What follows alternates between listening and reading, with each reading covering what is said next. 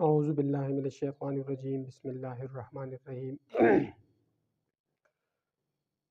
میں سید علی شاہ جیلانی آپ سے مخاطب ہوں، آپ کے مسائل اور ان کا حل قرآن و حدیث کی روشنی میں۔ آج آپ کے سامنے اپنے معمولات میں سے جو ہفتہ وار ایک عمل ہے جس سے بہت سارے فائدے الحمدللہ حاصل ہوتے ہیں، وہ میں پیش کرتا ہوں۔ ہمارے معمولات میں سے یہ ہے کہ جمعرات کے دن نماز عصر سے مغرب تک اجتماعی دعا ہوتی ہے۔ جامع مسجد صدیق اکبر اور مدرسہ نقشبندیہ مجددیہ سیفیہ میں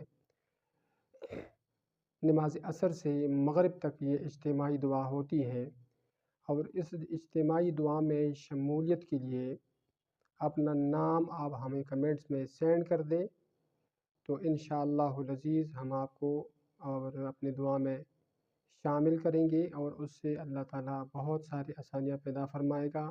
جو بھی آپ کے جائز حاجات، جائز مرادیں، جائز مقاصد ہیں، اللہ تعالیٰ سب پوری فرماتا ہے۔